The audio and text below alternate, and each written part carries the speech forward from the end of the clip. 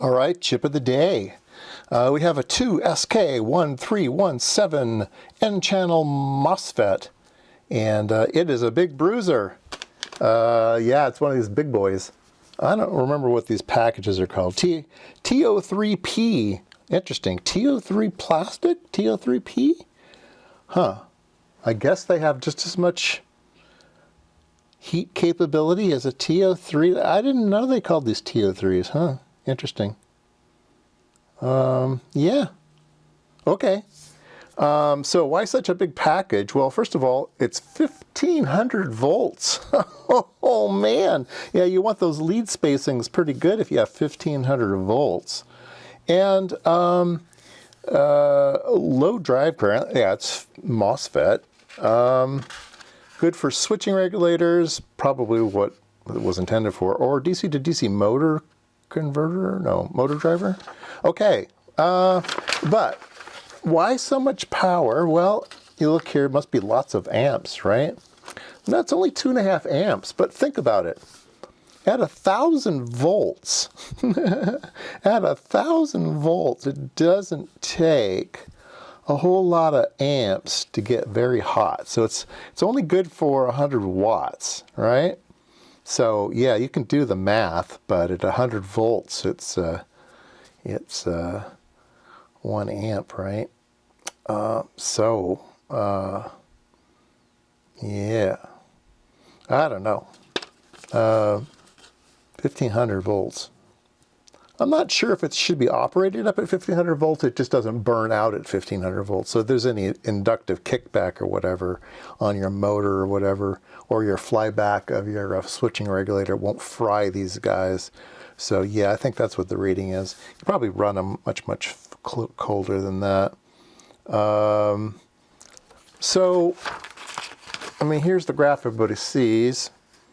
Drain to source voltage goes up to 100 volts, and then here's the current. So and you can see this is the interesting line. The kind of the takeaway for this video would be to kind of understand this line here. So if you want to operate this thing at 2 amps, you have to have at least 6 volts of gate to source, right? That's a lot. You need at least 6 volts to turn this guy on, and he doesn't turn on all the way until he gets to about 25 volts. So you really can't use this thing in the low volts region. It's just not going to work there. It's meant for up at the high end.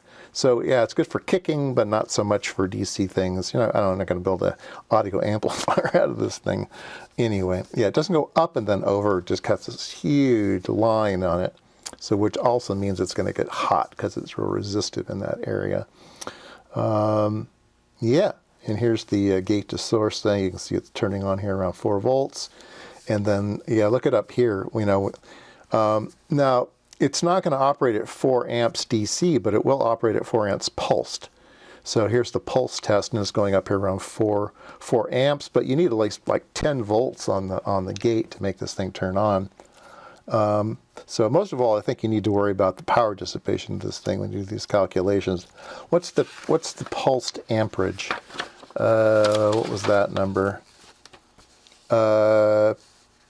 Peak is 7 amps.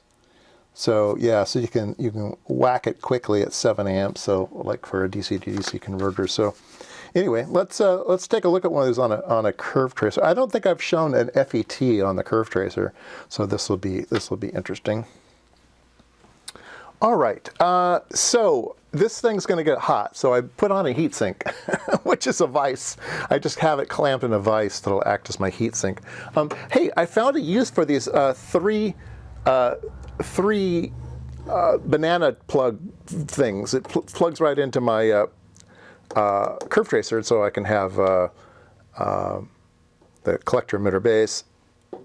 And I just made this up just because of this thing. So anyway, that'll come in handy. So I've actually used the 3 banana jack thing, banana plug.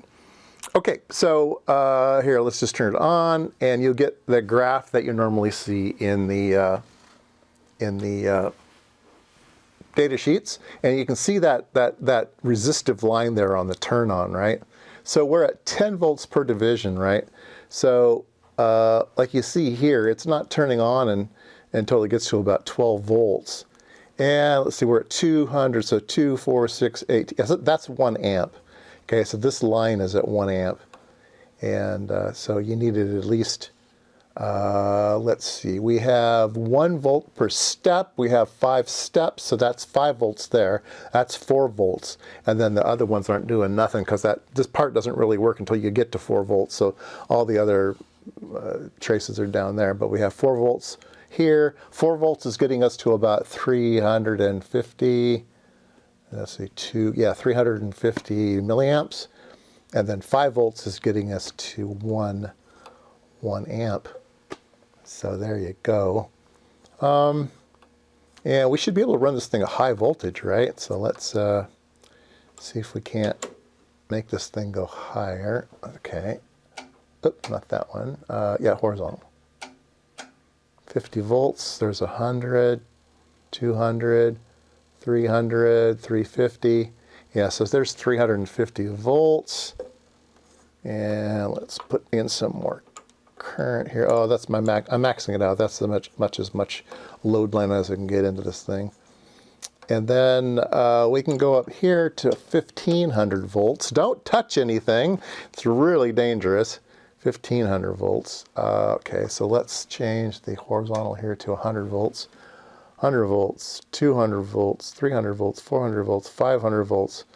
Yeah, look at this thing. Whoa. Okay, so 1, 2, 3, 4, 5, 6, 7, 8, 9. There's 1000 volts. Yeah, don't touch anything. Don't touch anything. All right, let's take that back down.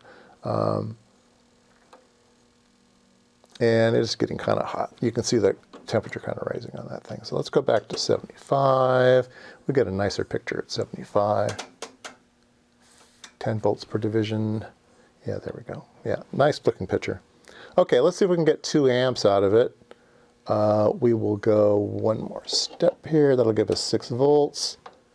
And yep, there's our thing going way up there.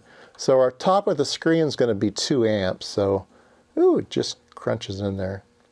And then there's some big capacitive loops when you're sweeping this thing back and forth. But yeah, DC anti-loop. Does this do anti-loop?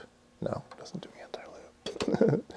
And looping compensation, can I get it to change? No. Anyway, you get the idea. There we go. How's that? It's, let's see, 5. 5. That's 100 and, let's see. Yeah, that's 2 amps is that line right there. So 6 volts we can get 2 amps, but it doesn't even turn on though until 30 volts. So yeah, interesting. And machines start to make noises at these high voltages, high current things. It's not real happy. I mean, it's fine, but a little scary operating this thing at high voltages. This thing will do 1500 volts, which is craziness, but it's limited in how many watts. Okay, and it's all built into this thing. I don't remember exactly how many total watts this thing will take, but these 2 knobs you can't set to give you more than the machine's capable of. So it's self-correcting. Cannot have user error in this thing. It's designed really, really well.